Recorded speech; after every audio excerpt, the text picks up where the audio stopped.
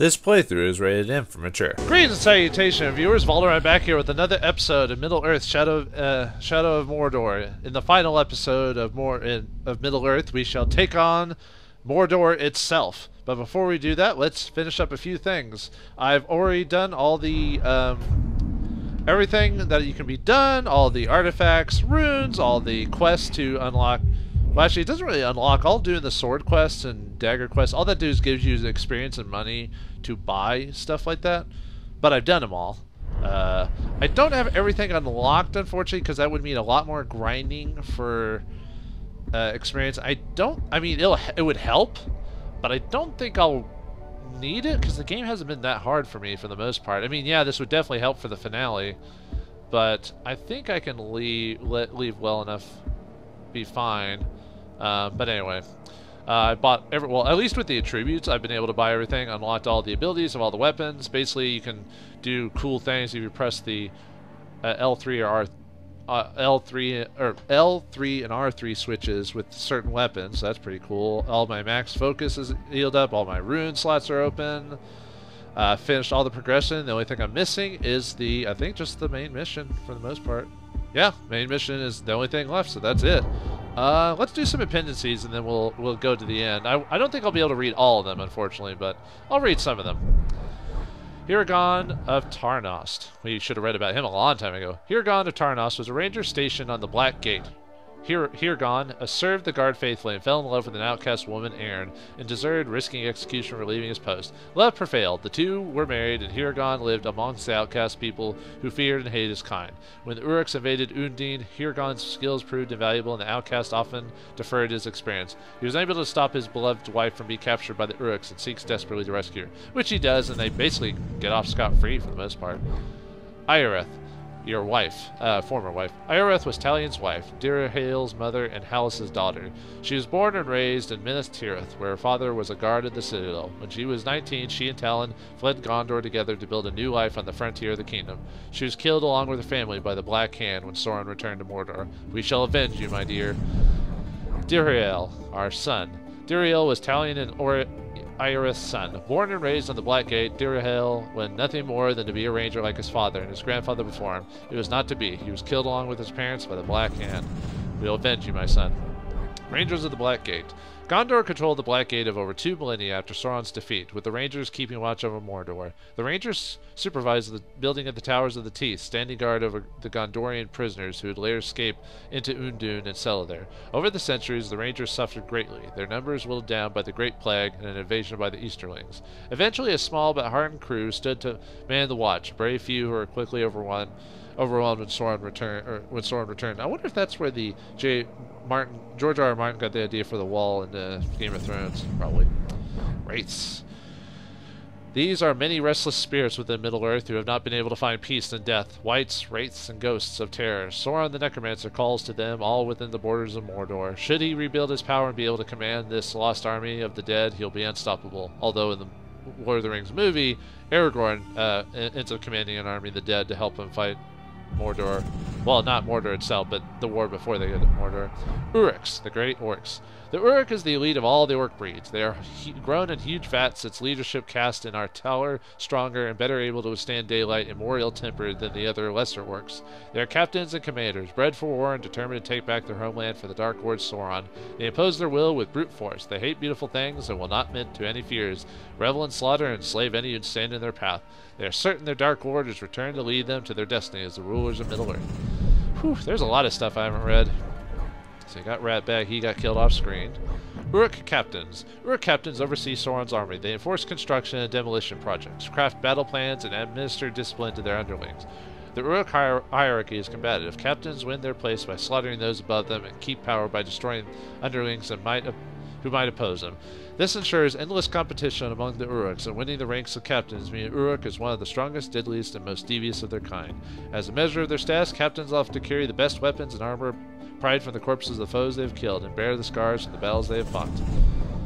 Uruk War Chiefs. Uruk war chiefs are the elite. They kill their way to the top and defend their position with absolute ferocity. They gather a squad of bodyguards to serve under them and protect them from the constant threats to their authority and their lives.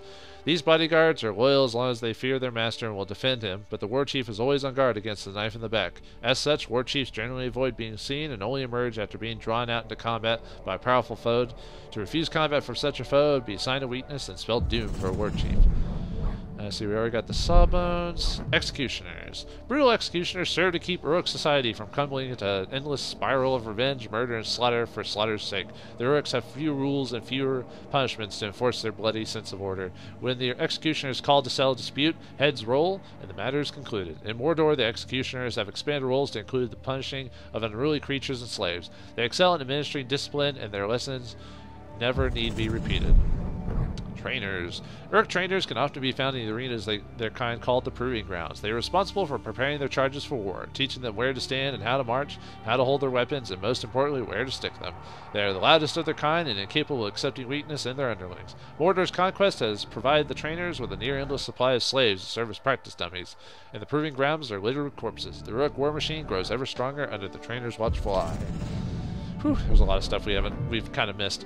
Slavers. Labor moves Mordor, and the slavers move the labor. They are the ones who process captured humans and dispatch their cattle to sites across Mordor via the Black Road. The Uruks realize slave labor has freed them to focus on forging the Dark Lord's great war machine and are looking beyond Mordor for more captives. They are listeners. They are being aided on the front by a mysterious figure, a dwarf of the coin.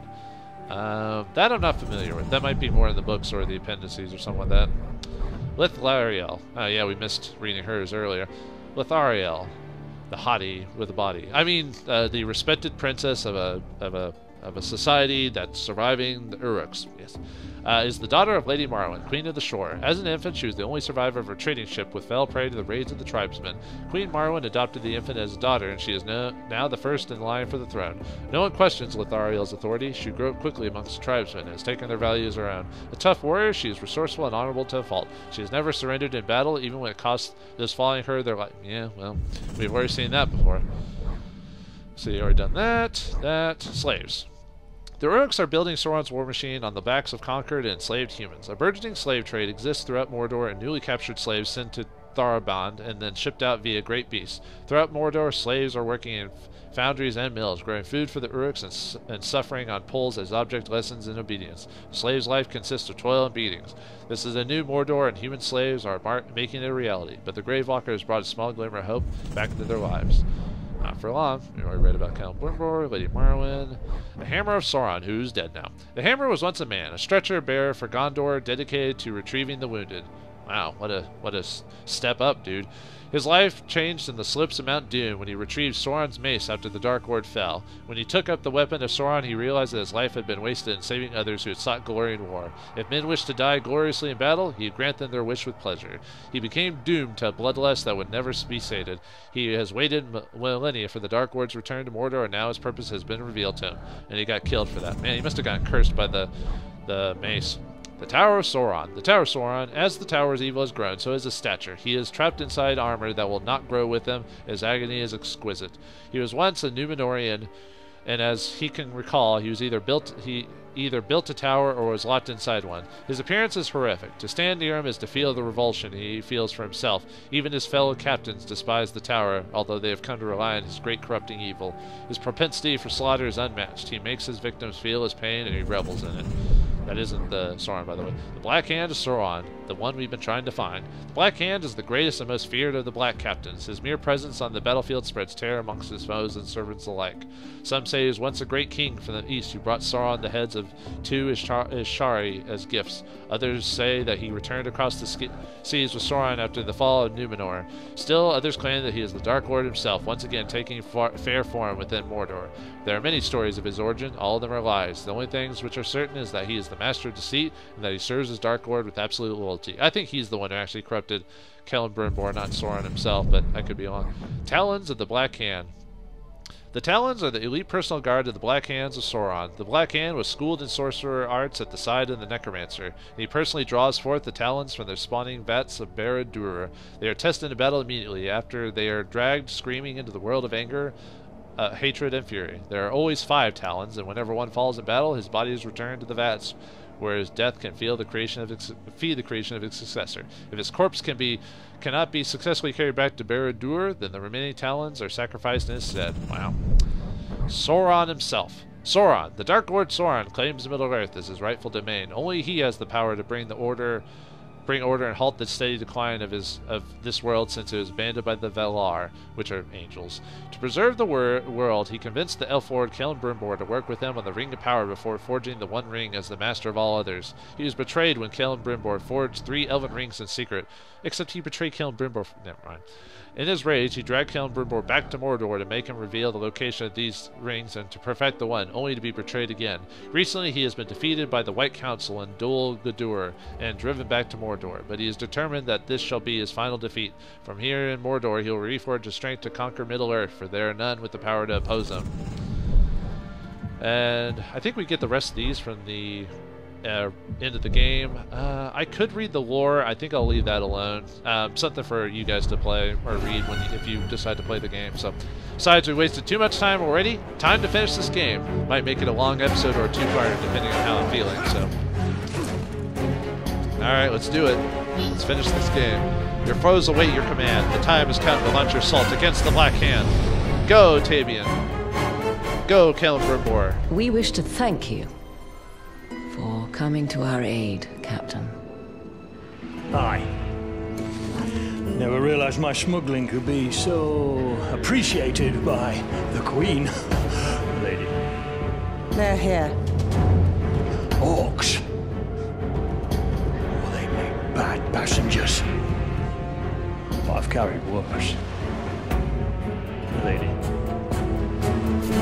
Keep that plank level. Oi, touch nothing. Queen Low. It's good to see you in better health. The boats are ready. The skippers have been briefed on your destination. Good. How long will those orcs obey you? Well, I should think as long as I like. I'm in your debt. We owe you our lives, Tanya. Just put an end to this madness. My lady.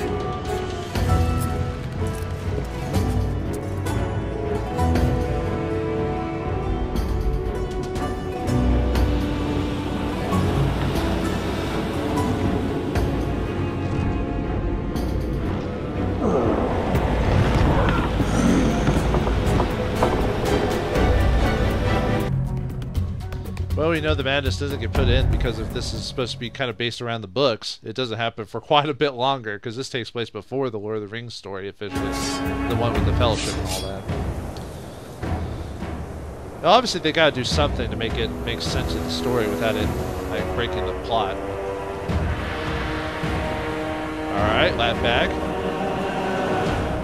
I don't know why it showed you out of all of them, but whatever. Wait, do I only have that small army?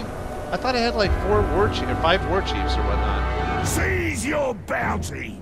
There's huge rewards for the Tark's head on the tibia blade! We'll be rich and famous after this one! Let's get it done and get back to the grog! Shouldn't my group be a lot bigger? With Uruk cries and the earth with Uruk blood! Defeat your nemesis. I don't have a nemesis, not really. Whatever. It's like a generic dude, by the way, folks.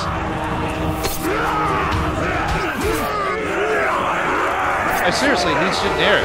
He's not even like... You like sneaking up on people, but not... He's supposed to be my rival, but like he's like a generic dude I've never fought before. I mean, seriously. I mean, what's up with that? I need to get a few seconds to like get some dudes on my team. Okay, that'll help. Actually, I'm just gonna use my ability, my sword ability. There we go. Basically allows me to execute people like as long as I'm pressing the button. Okay.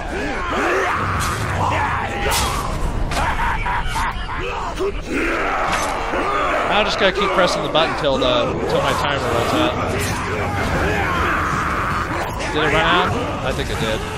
Oh well.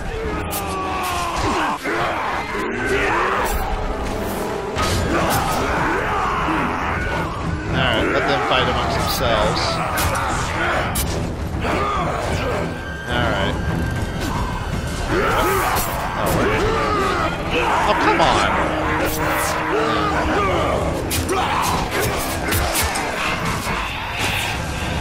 Yep. More of that.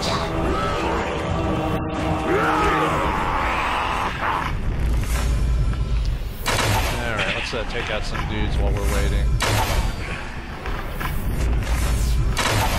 Alright, that'll work.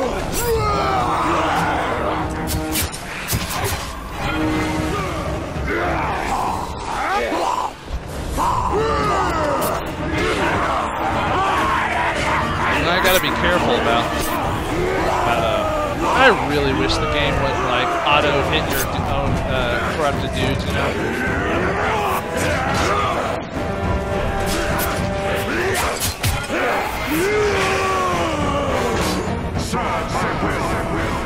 Looks like one of my dudes died. Oh well.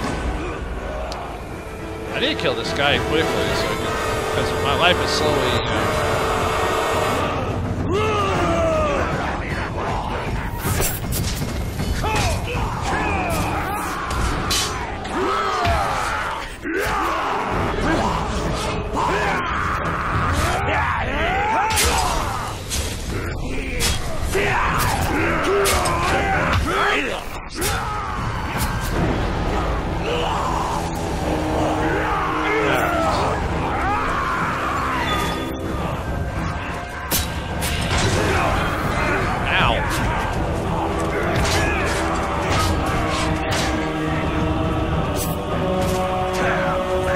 Start using my heavy attacks. I keep forgetting to do that.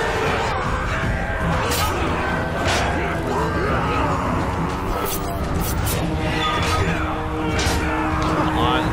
Like, you're not even letting me, like, get behind him, dude. I'm gonna take some of these guys out. They're really bugging me. What piece of music? That doesn't look like it. There we go. Walker, you got nothing left to live for. You weren't really a very good rival, you know. Oh, crap! No! Damn it, game! I didn't expect that. Screw you, hippie. That's bullshit, game. I do not like that at all. Fuck you.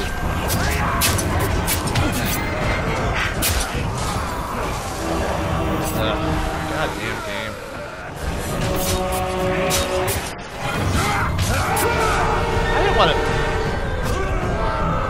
And there goes another dude. Poison or whatever. God, you war chiefs suck.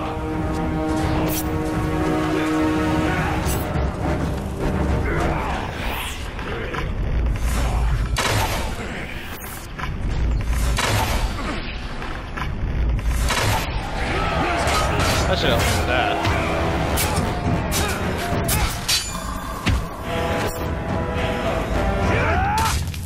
Did I kill him now? There we go. Yeah, I think that's better. There we go. Pot liquor. Apparently my rival is dead. Yeah, not really much of a rival. You kind of suck. Alright, I'll leave these guys to that. We are at the final reckoning. This is a trap. This silence taunts us. What sorcery is at work here? Oh, I'm auto-healed. Good.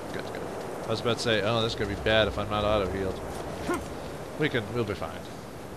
Let's climb up here and find that black can so we can take him out. Save the world. I wasn't expecting you.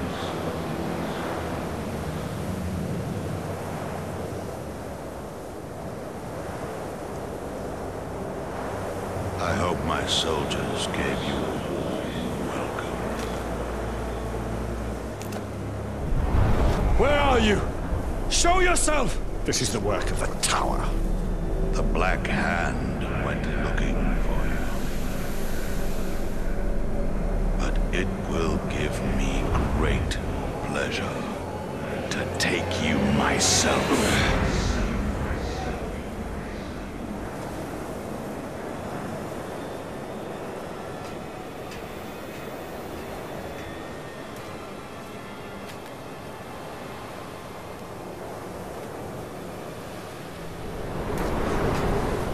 Bow to me.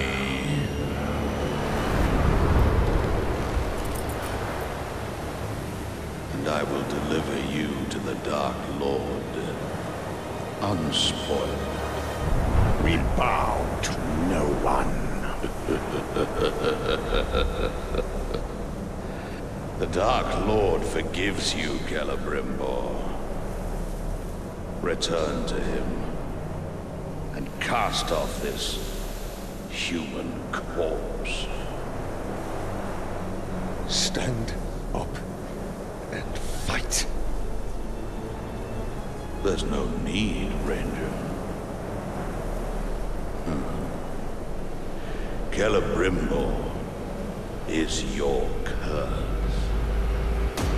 He chose you. Silence! And he can release you at any time.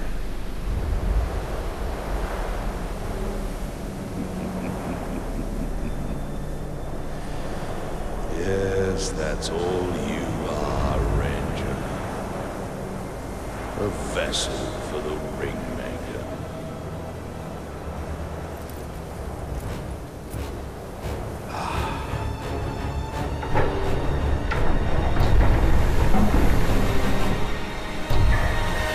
As you wish. The messed up thing about this guy is that his flag is a human face. Yeah, that's a little fucked up. Uh-oh.